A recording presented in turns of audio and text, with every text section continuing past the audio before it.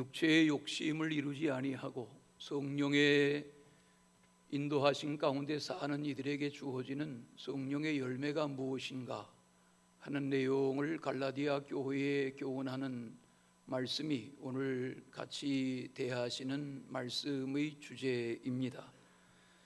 세상을 살아가는 세상의 욕심, 오늘 말씀의 표현 중에 세상의 육체의 욕심, 육체의 소욕을 따라 살아가는 이들의 그 나중, 그 결과는 불을 보듯 뻔합니다. 반대로 성령의 임재 가운데 성령의 인도하심을 받고 또 성령의 열매를 구하며 사는 성도들의 나중은 비교할 수 없습니다.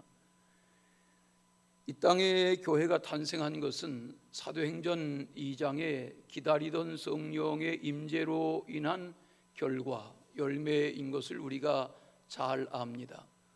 그러므로 교회로 교회되게 하는 힘은 성령입니다. 우리 각 사람의 신앙이 신앙되게 하는 원동력도 성령입니다. 말이 끌거나 소가 끄는 우마차는 말이 없이는, 소가 없이는 이동시킬 수가 없습니다.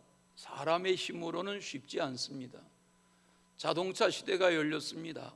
우리는 경유 혹은 휘발유 자동차 시대를 거쳐서 이제는 전기 자동차, 수소 자동차 시대에 진입하고 있습니다.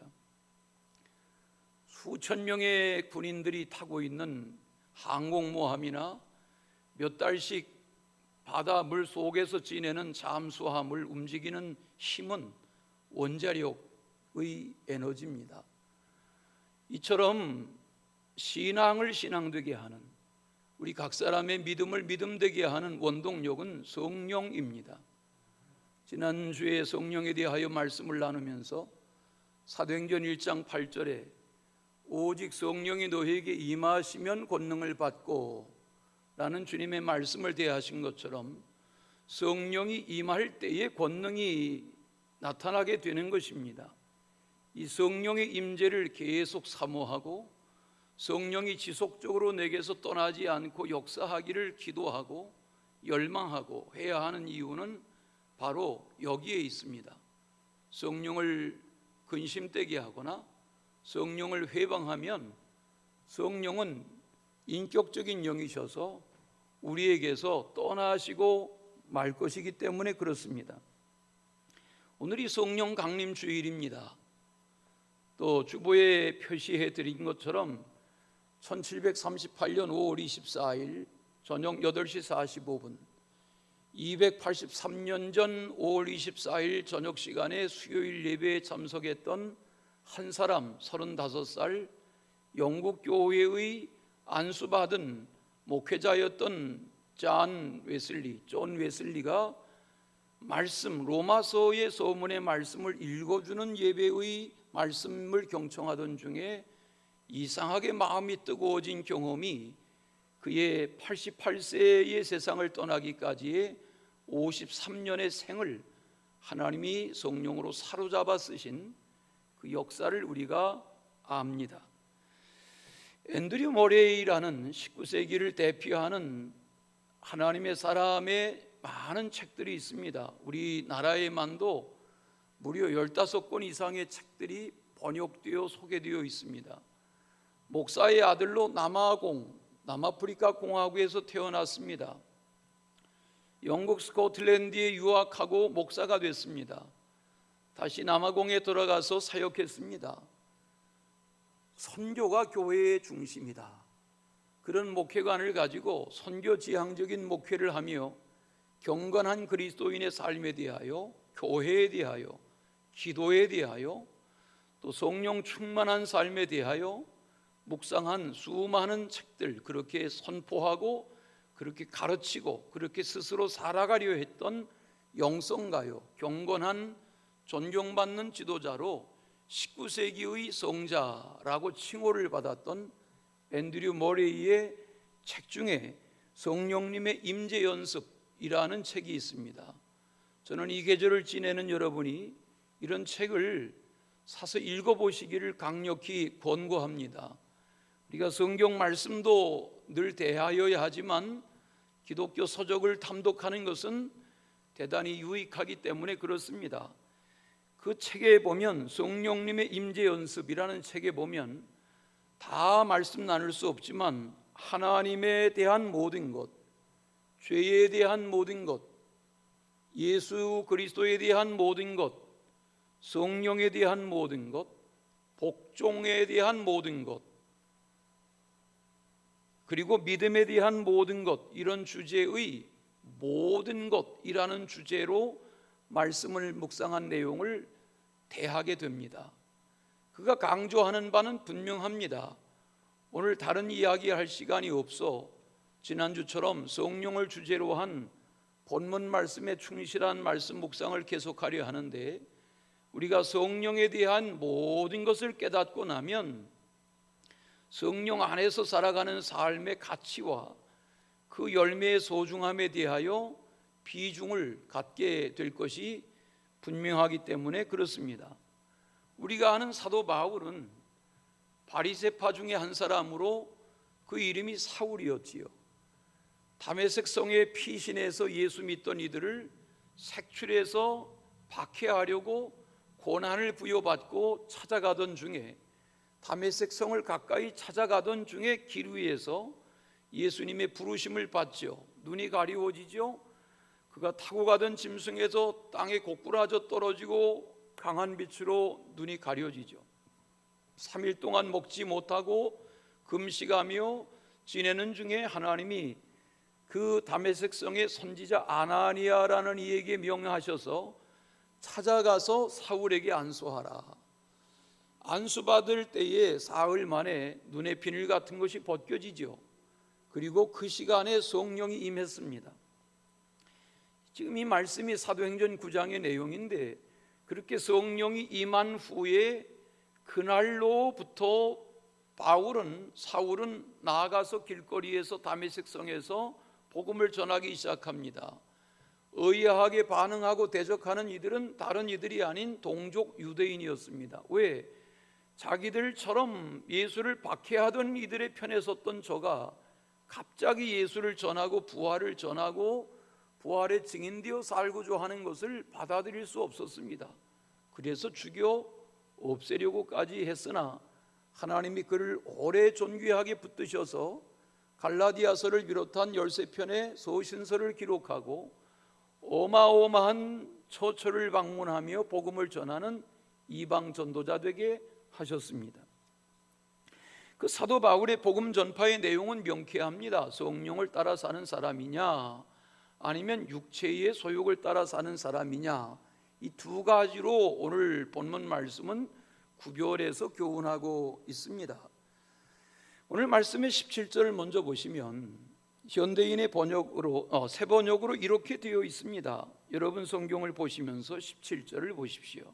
육체의 욕망은 성령을 거스리고 성령이 바라시는 것은 육체를 거스릅니다. 이 둘이 서로 적대 관계에 있으므로 여러분은 자기가 원하는 일을 할 수 없게 됩니다. 자, 그러면 육체의 소욕과 성령의 열매에 대한 이 가르침이 무엇을 말하는 것입니까? 차근차근 살펴볼 이유를 갖습니다. 첫째, 육체의 소욕에 대하여 왜 이렇게 낱낱이 말씀하시나 하고 본문을 들여다볼 이유가 있습니다. 17절, 육체의 소욕. 육체의 소욕이란 말은 육체의 욕망이라는 말입니다. 16절에 육체의 욕심이라고 했습니다. 육체의 소욕, 즉 육체의 욕심 가운데 살아가는 사람은 성령의 요구를 거스르게 된다, 대적하게 된단 말입니다. 육체의 욕망과 성령의 다스림은 서로 대립되는 겁니다. 사람의 육체의 욕망에 사로잡히면 성령이 원하시는 바를 행하며 살 수가 없습니다. 자, 그러면 육체의 욕망 가운데 사는 사람의 육체의 일이 무엇이냐? 오늘 말씀해 보면 육체의 일, 그런 표현이 나옵니다. 19절에 육체의 일은 분명하니 라고 했습니다. 여기 분명하다는 파네라라는 말은 눈에 띄게 분명하게 드러난다, 명백하게 드러난다, 그런 뜻입니다. 무슨 말입니까? 육체의 욕망에 사로잡혀 살아가는 사람의 육체의 일이라는 것은 분명하게 드러난단 말입니다. 그 일상으로 드러난다 하는 말입니다. 15가지를 무려 말했습니다. 차근차근 대할 것입니다. 첫 번째는 앞에 3가지 내용은 성적인 범죄에 대한 것입니다. 음행, 더러운 것, 호색. 여기 음행이라는 것은 율법에서 규정하고 있는 성적 부도덕 상태를 말합니다. 더러운 것이란 거기서 더 나아가서 광범위한 면에서 행동으로든 생각으로든 마음으로 짓는 성적 모든 죄를 말합니다. 호색이라는 말은 여러 가지 성적 범죄를 행하면서도 마음에 전혀 부끄러움을 갖지 못하는 상태, 이게 호색입니다. 다음은 영적인 내용입니다. 오늘 많은 내용을 대할 것입니다. 영적인 내용입니다. 우상 숭배와 주술, 이게 영적인 겁니다. 우상 숭배는 하나님이 가장 미워하시는 바라 했습니다. 지난주 중에 새벽기도 말씀을 교회에 오셔서든 가정에서든 묵상하신 분들은 출애굽기 20장의 십계명을 대하셨을 겁니다. 그 십계명의 강조 중에 강조는 무엇입니까? 나 외에 다른 신 두면 안 되고, 우상 만들면 안 되고, 우상에게 절하면 안 되고, 우상을 섬기면 안 된다. 이게 계명의 강조입니다. 자, 오늘 여기 갈라디아 교회에 가르치는 교훈 중에 육체의 일 중에 분명한 것은 우상을 숭배하는 일이다 그랬습니다. 여러분, 출애굽한 백성들이 광야 생활 중에 시내산에 올라간 모세를 기다리던 사날의 백성들이 아론을 앞장 세워서 송아지로, 금으로 송아지를 만들고 그것에게 절하면서 그것이 하나님이다 이렇게 숭배했던 사건이 있습니다. 나중 가나안에 들어간 후에도 하나님만 섬기라는 말씀을 어기고 여호와만을 섬기라는 명령을 어기고 우상을 숭배하는 죄가 쌓이고 쌓여서 바벨론의 포로로 끌려가는 심판을 받게 된 내용들을 우리가 잘 압니다. 자, 그러면 출애굽 사건, 광야 사건, 바벨론 사건 이렇게 우리가 다 알지만 오늘 우리 시대에 있어서 그러면 우상 숭배가 뭐냐? 더군다나 신앙으로 살고 좋아하는 우리에게 있어서 우상 숭배가 뭐냐? 내가 늘 하나님 하나님 하며 사는데 우상 숭배란 뭐냐?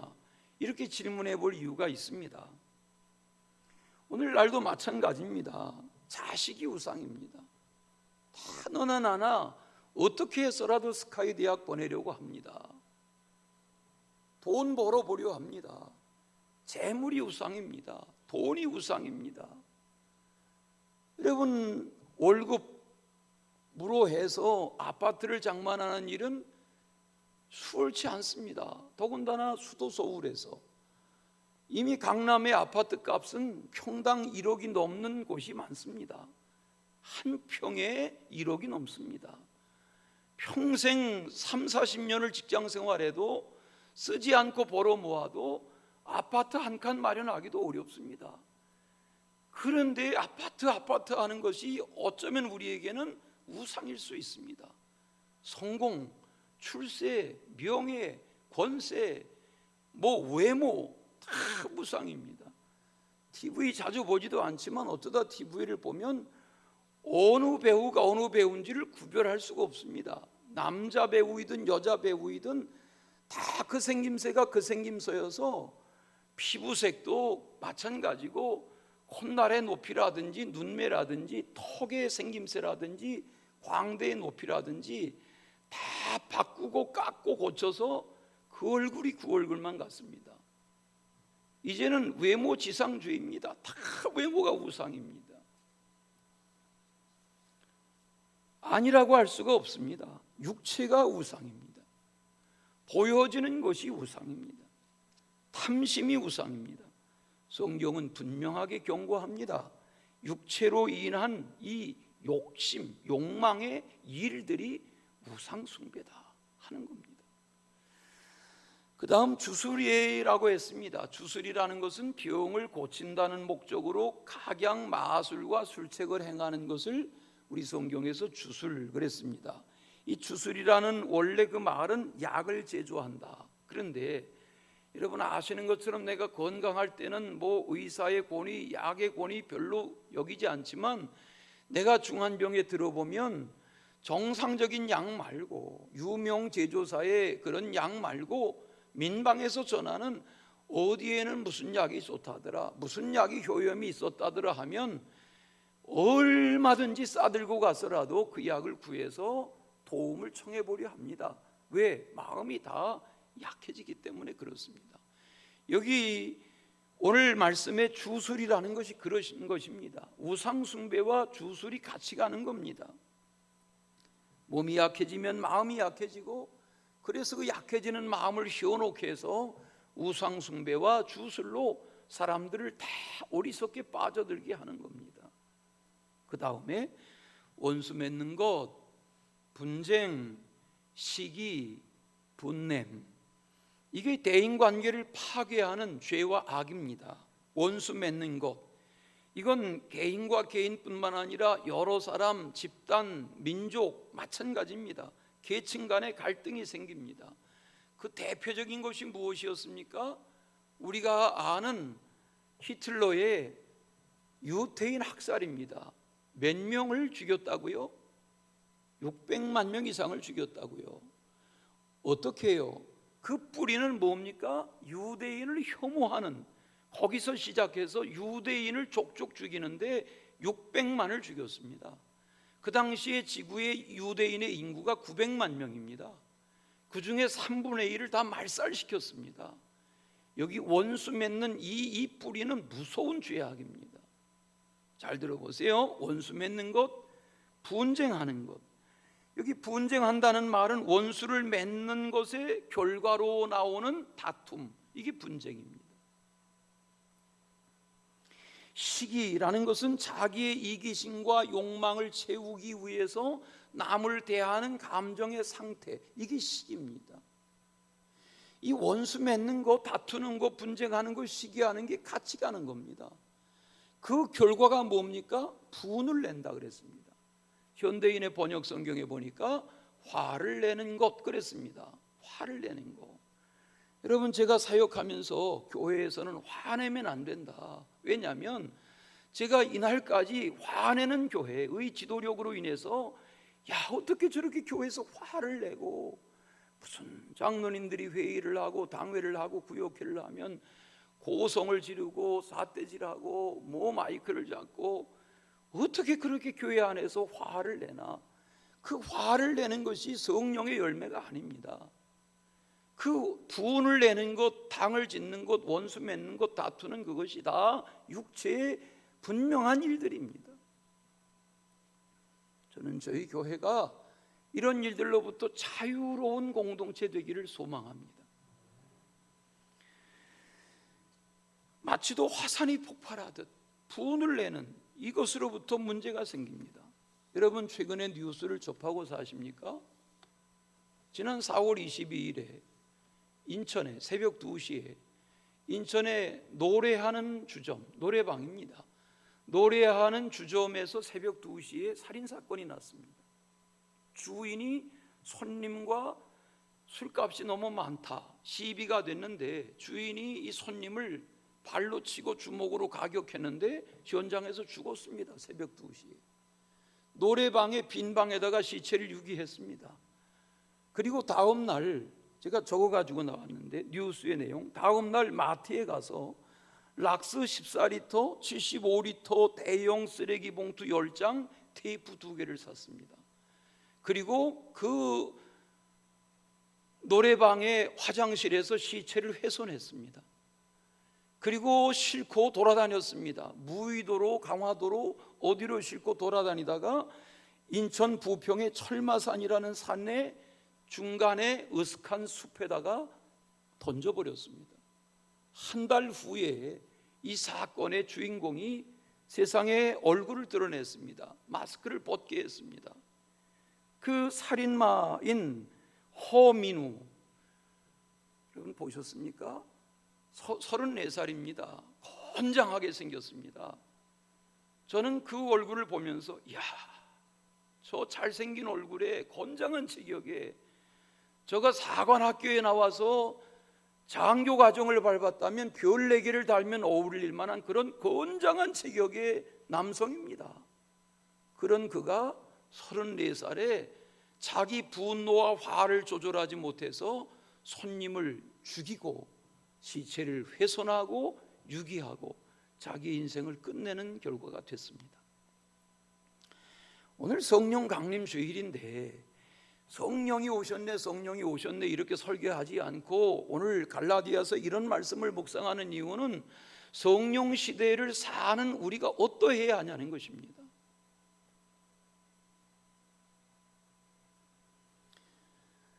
왜 이렇게 자세한 예를 드냐면 사도 바울이 말하는 육체의 소욕, 육체의 욕망으로 인하여 분명하게 드러나는 육체의 일이란 21절에 보세요.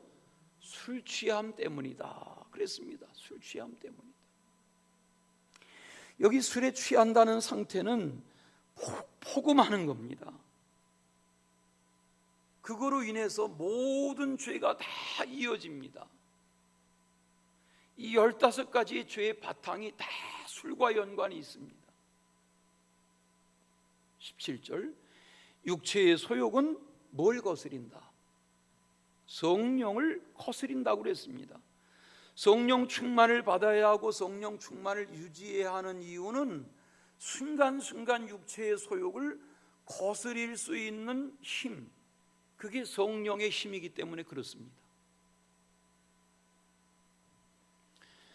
그 뒤에 당짓는 것, 분열, 이단. 여기 당짓는 것이라는 말은 사꾼이라는 말에서 유래한 것입니다. 이 당짓는 무리들의 대표가 바리새파 사람들입니다.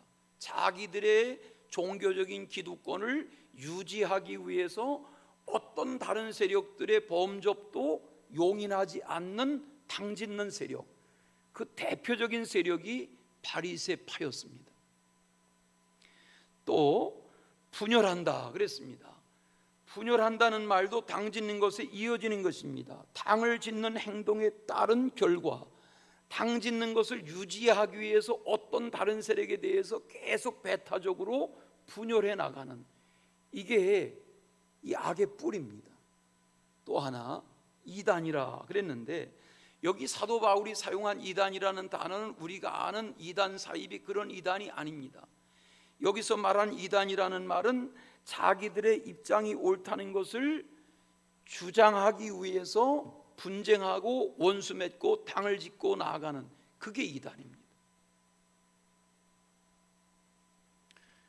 말씀이 굉장히 어려우시죠.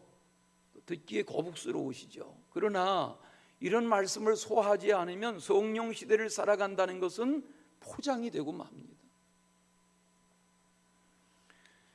마치도 예를 들면 우리가 북한 이렇게 말하는데, 북한이라고 말하는 이 북한의 공식적인 명칭은 사전에 찾아보면 조선민주주의 인민공화국, 이게 북한의 체제를 표현하는 자기들의 표현입니다. 조선, 민주주의, 인민공화국, 다 좋은 단어로 되어 있죠. 그런데 그들은 자기들의 그 체제, 3대 세습의 악의 체제를 유지하기 위해서 별의별 파당과 원수와 당짓는 것을 계속 이루어 나갑니다. 이게 육체의 현저한 일들입니다. 마지막, 투기, 술 취함, 방탕함, 여기까지가 15가지입니다. 지금 말씀을 시작한 지 얼마 되지 않는데 이 육체의 15가지의 방대한 내용들을 지금 정리하고 있습니다. 여기 투기, 술 취함, 방탕함, 여기 투기라는 말은 식이라는 말과 다른 것입니다. 어려운 말들인데, 투기라는 말은 남이 갖고 있는 소유나 지위를 빼앗기 위해서 악한 감정을 동원하는 것, 이게 투기입니다. 형 가인이 동생 하벨을 죽인 것이 투기심 때문이었습니다. 그 다음에 술 취함입니다. 그냥 한 모금의 술을 마시는 정도가 아니라 과음하고 폭음해서 이성을 잃는 겁니다.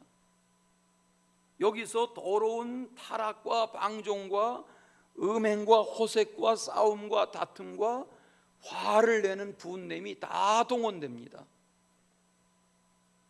잠언에 보니까 한번 찾아보시겠어요? 23장에 잠언 쓰기 하신 분들이 계신데, 잠언 23장에 보면 술에 취하는 것이 얼마나 위험한 일이냐 하는 것을 이렇게 경고합니다. 잠언 23장 29절부터 몇 절을 보겠습니다. 술 취하는 것은 얼마나 심각한 문제인가. 29절, 재앙이 누게 있느냐, 근심이 누게 있느냐, 분쟁이, 원망이, 까닭없는 상처가, 붉은 눈이 누게 있느냐, 이렇게 질문하면서 술에 취한 자의 심각한 상태를 지적하고 35절에 가서 보십시다. 35절에 보니까 스스로 말하기를, 술에 취한 사람이 스스로 말하기를, 사람이 나를 때려도 나는 아프지 않고, 이런 상태가 되는 거예요. 술에 취하면. 또 나를 상하게 하여도 내게 감각이 없도다. 내가 언제나 깰까 다시 술을 찾겠다 하리라. 이게 술에 취하여 사는 사람의 일상의 모습입니다. 그들은 그 술이, 잠언의 이 말씀에 보면 술이 뱀같이 자기를 물고 독사같이 자기를 쏠 것이다 그랬고요. 그 눈에는, 술에 취한 자의 눈에는 괴이한 것이 보이고 술에 취한 자의 마음에는 구부러진 말을 하게 된다 그랬습니다. 우리 아직 결혼하지 않은 여성들이 계시면 신앙으로 거듭나서 술의 문제를 해결한 남성과 결혼할 자신이 없으면 결혼을 유보하십시오. 내가 술주정뱅이 남편이라도 만나서 개종시킨다, 예수의 사람 만든다, 평생 두드려 맞기만 하고 못할 수도 있습니다.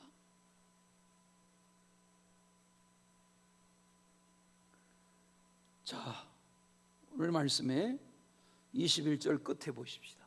21절 끝에 이런 일을 하는 자들은 하나님의 나라를 유업으로 받지 못할 것이요. 이 말은 구원 못 받는단 말입니다. 천국 백성 못 된단 말입니다.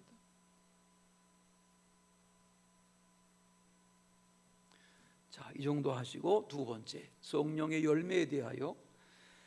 성령의 열매, 성령의 사람으로 살아가는 사람은 육체의 소욕을 거스리는 사람이고 세상의 욕망을 분명하게 멀리하며 성령의 이끌림을 받으며 사는 사람을 성령의 열매를 맺는 사람이라 그렇게 말합니다. 자, 오늘 본문에 사도 바울이 성령을 따라 행하고 혹은 성령의 인도하시는 바, 이런 명쾌한 설명으로 가르쳐주고 있습니다. 산상수훈에 보면 예수님이 말씀하신 교훈 중에 나무는 열매로 그 나무를 아는 것이다. 마태복음 7장에 보면 19절에 아름다운 열매를 맺지 아니하는 나무마다 지켜 불에 던지운다. 그게 육체의 소욕입니다. 20절 마태복음 7장 20절에 보니까 이러므로 그들의 열매로 그들을 알리라 그랬습니다. 그러면 예수님 안에서 하나님의 뜻을 깨닫고 성령의 인도하심을 따라 성령의 열매를 구하며 사는 성도의 삶은 어떠해야 하는가? 9가지 열매를 말합니다. 22절 23절을 성경을 보시고 다 같이 오직 성령의 열매는 사랑과 희락과 화평과 오래 참음과 자비와 양선과 충성과 온유와 절제니 이 같은 것을 금지할 법이 없느니라. 여기 사랑, 희락, 화평 세 가지, 오래 참은 자비, 양선 또 세 가지, 뒤에 충성, 온유, 절제, 이 세 가지가 세 가지 따로따로의 의미를 담고 있는 성령의 열매입니다. 화면을 보십시오. 잘 정리해 드리겠습니다. 정신 차리시고 잘 보세요. 다 같이 사랑, 희락, 화평. 사랑, 희락, 화평이라는 것은 신앙으로 살고자 하는, 성령의 사람으로 살고자 하는 내가 하나님에 대하여 맺히는 열매가 이겁니다. 두 번째, 오래 참은 자비, 양선은 대인, 나와 주변 사람, 가족이든 부부든 자녀이든 직장에서 만나는 누구이든 사회의 누구이든 성령으로 살고자 하는 내가 세상의 주변 만나는 사람들과의 사이에서 맺기를 기대하시는 성령의 열매가 이겁니다. 마지막, 충성, 온유, 절제라는 것은 대아, 내가 나를 대하여 내 안에 나의 마음을 다스려서 내 안에 맺어가는 열매가 이겁니다. 이걸 저는 이렇게 정리한 겁니다. 어디 책에서 본 게 아니고 제가 정리한 겁니다. 하나님에 대하여 맺히는 열매 세 가지, 사랑, 희락, 화평.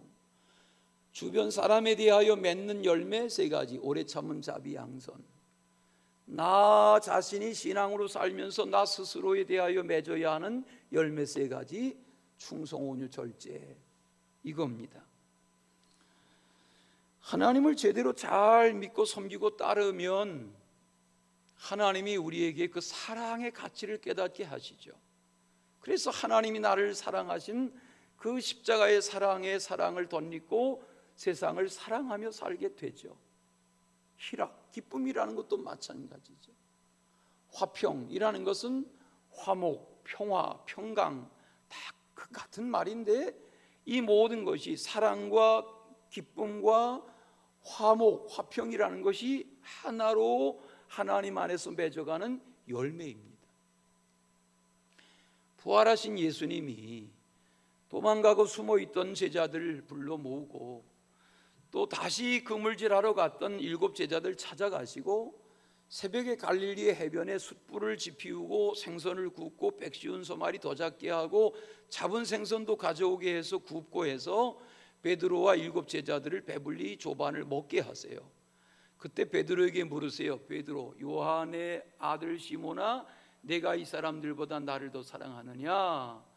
사랑에 대하여 3번을 물으시고 대답을 들으신 주님이 내 어린 양을 먹이라, 내 양을 치라, 내 양을 먹이라고 사명을 말씀하세요. 거기 사랑에 대하여 말씀하세요. 사랑에 대하여 말씀하시고 묻고 사명을 주세요. 자, 그러면 사랑과 희락, 기쁨과 평화로 살아가는 사랑, 희락, 화평, 이 세 가지는 같이 가는 것입니다. 사랑하기 때문에 기쁘고, 기쁘기 때문에 사랑하고, 사랑하기 때문에 화목하고, 화목하기 때문에 기쁘고, 이 세 가지는 어느 것이 앞서거니가 없이 하나로 가는 겁니다. 그러니까 하나님 안에서 사랑으로, 기쁨으로, 희락으로, 화평으로 사는 성령의 열매 가운데 사는 누구라면 가난하든 부하든 건강하든 병들든 세상의 어떤 여건 속에 살든 가정에서든 직장에서든 사회에서든 어디서든 사랑하며 사는 거죠. 기쁘게 사는 거죠. 이게 열매니까요. 우리 말씀 묵상이 잘 이해가 되시면 아멘 하시겠어요? 그렇습니다. 희락이라는 말은 중국집 이름이 아니고 기쁨이란 말입니다. 우리 성경에 희락 이렇게 어렵게 번역했지만 기쁨이란 말입니다. 사랑, 기쁨. 기쁨을 영어로 용서하십시오. 영어로 joy라고 그러죠. joy. 제가 오래전에 묵상한 어느 책에서 본 내용인데 기쁨이라는 것은 화면에 띄워주십시오. joy, 기쁨이라는 것은 예수님을 첫째로 우선으로, 내 주변의 다른 사람들을 그 다음으로, 그리고 자기 자신을 가장 나중으로 여기고 사는 삶의 태도를 가지면 기쁘게 살 수 있다는 거죠. 우리 몇 주 전에 같이 영화 보러 가신 적 있으세요? 이태석 신부의 후예들. 피부색이 달라요. 열악한 여건이에요. 그런데 이태석이라는 한 사람의, 그는 캐톨릭 신도였지만 의사의 신분으로 악기를 가르치고 공부를 가르치고 물리를 가르치고 수학을 가르치고 영어를 가르치고 저들에게 사랑의 의술을 베풀고, 이렇게 해서 열악한 저들의 삶에 하나님 안에서 성령으로 사는 자의 기쁨이 뭔지, 사랑이 뭔지, 화목한 삶의 가치가 뭔지를 보여주고 나니까 그 열매가 죽고 났는데 후예들에게 주렁주렁 맺히는 거란 말이죠.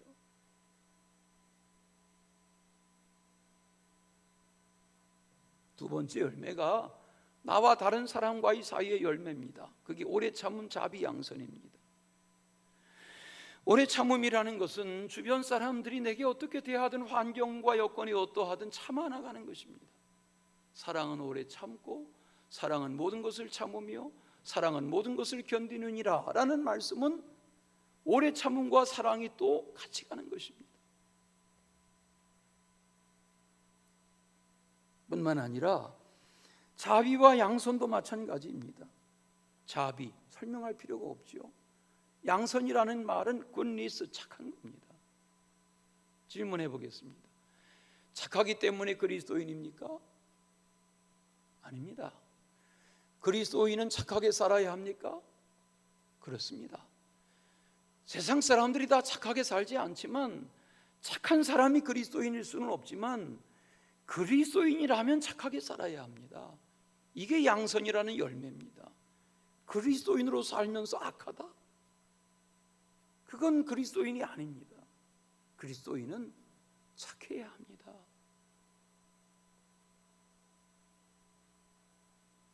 너무 심각하신 것 같은데 멀리 앉아 계시지만 인사하겠어요. 저처럼 좀 착하게 좀 사세요. 착하게 살라 말해요. 착하게.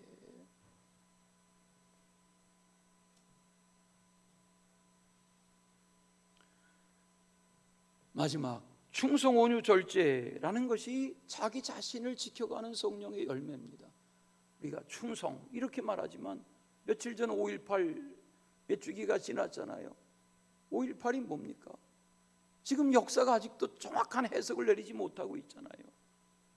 오랜 세월이 지나는데 우리나라 언론에선 당시에 전혀 보도되지 않았던 그런 외국 기자들이 몰래 숨어서 숙소에서 숨어서 찍었던 그런 사진 자료들이 다 CNN의 당시에 BBC에 송출됐던 그런 영상 자료들이 수십 년 세월 후에 지금 다시 언론에 나오잖아요. 우리는 다 덮었던 내용들이. 그 당시에 정의 사회 구현, 바르게 살자, 이런 간판들이 나라의 도배가 되어 있었던 당시입니다. 그런 정권이 그렇게 백성들을 학살한 겁니다. 충성은 군대의 용어가 아닙니다. 충성은 내가 하나님 앞에서 자신에게 충성하는 것입니다. 하나님의 사람으로. 열매입니다.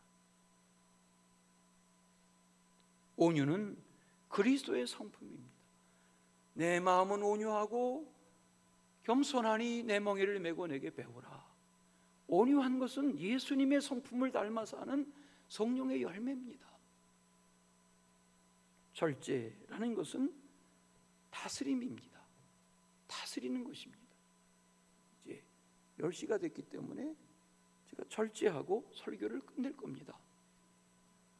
아직도 1시간쯤은 더 할 수 있지만 그래야 2부 예배를 드릴 수 있으니까 이 절제입니다. 그래도 조금 더 해야죠. 마지막 십자가 신앙. 마지막 십자가 신앙. 바울은 육체의 욕심을 극복하고 성령의 열매를 맺는 성도의 신앙의 모습을 십자가 신앙으로 귀결했습니다. 24절을 보십시오. 그리스도 예수의 사람은 육체와 함께 그 정욕과 탐심을 어디에 못 박았느니라? 십자가에 못 박았단 말입니다. 우리가 8년 전 이곳에 8월 달 첫 예배를 드릴 때 여기 십자가를 메고 들어와서 대못으로 못질을 하면서 예배하며 세레모니 하면서 갈라디아서 2장 20절을 주일날 묵상했던 그 갈라디아서 2장 20절이 바로 이 갈라디아서에 있습니다. 그 2장 20절에서 한 그 말씀을 오늘 여기서 또다시 강조합니다.